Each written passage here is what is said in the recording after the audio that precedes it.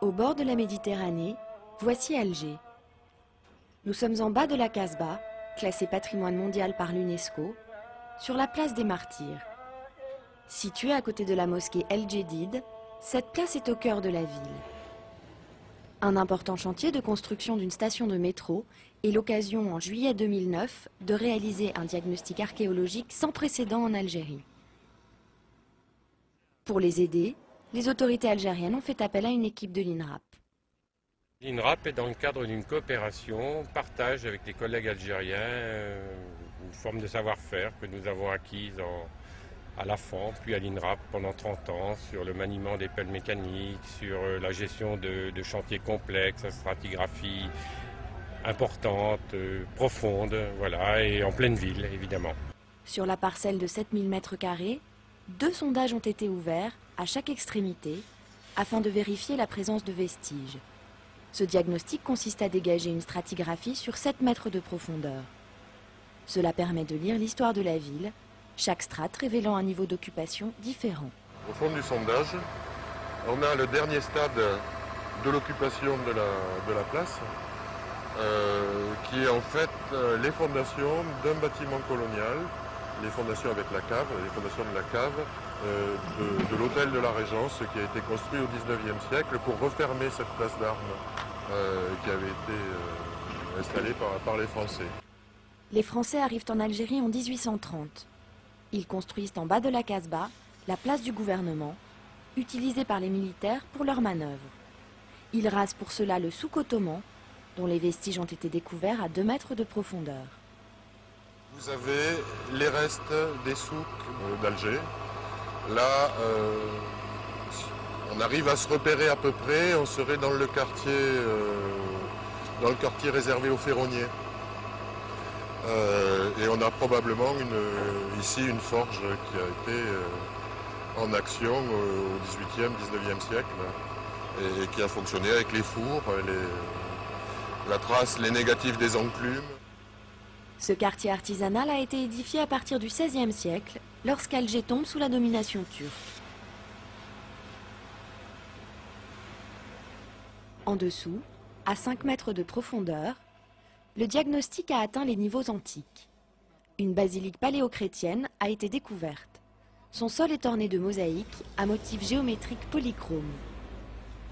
Les bases des colonnes marquent les limites d'une large nef centrale, laissant supposer un bâtiment de grande dimension. Sous ce niveau antique, les archéologues vont creuser plus profondément encore. L'enjeu principal sur Alger, c'est la première fouille de sauvetage qui se fait, préventive, qui se fait sur Alger. Jusque-là, ça ne s'est jamais produit. Les structures antiques, ils ont déjà trouvé ponctuellement des mosaïques avec des structures antiques. En revanche, le gros enjeu, c'était plutôt les niveaux ottomans et ce qui va se passer en dessous de l'Antiquité. Parce qu'en Algérie, quand ils trouvent des vestiges, notamment des mosaïques, ils s'arrêtent dessus et puis ils ne les démontent pas. Ils ne vont pas voir ce qu'il y a dessous. Et du coup, il y a quand même des endroits dans Alger qui sont complètement figés parce que les mosaïques sont restées en place depuis plusieurs années et le projet immobilier, si tant est qu'il y en ait eu, a été complètement abandonné.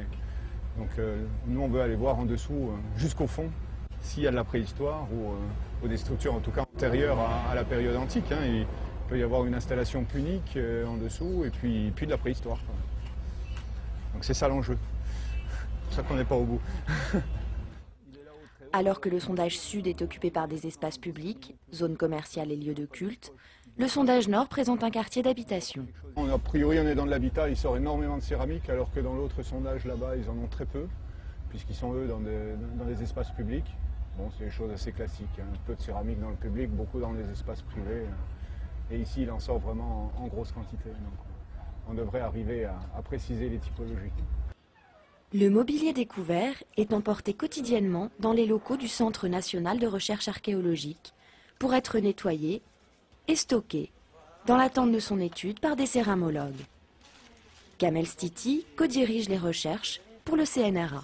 Nous sommes très contents et fiers de recevoir une opération d'archéologie préventive sur le cœur même de la ville d'Alger, à savoir la place des Martyrs.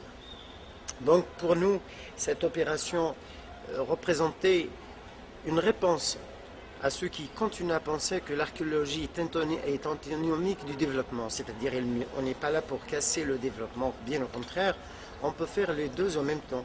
Donc pour nous, c'est une manière de convaincre que l'archéologie est au service du développement, il n'est pas là pour le freiner. Cette première opération d'archéologie préventive a été portée et défendue par la ministre de la Culture algérienne, Madame Khalida Toumi. Pour la sérénité, il faut se réapproprier son histoire. Pour les jeunes, c'est très important. L'importance des vestiges découverts laisse espérer que ce diagnostic sera suivi d'une fouille complète du site avant la construction du futur métro algérois.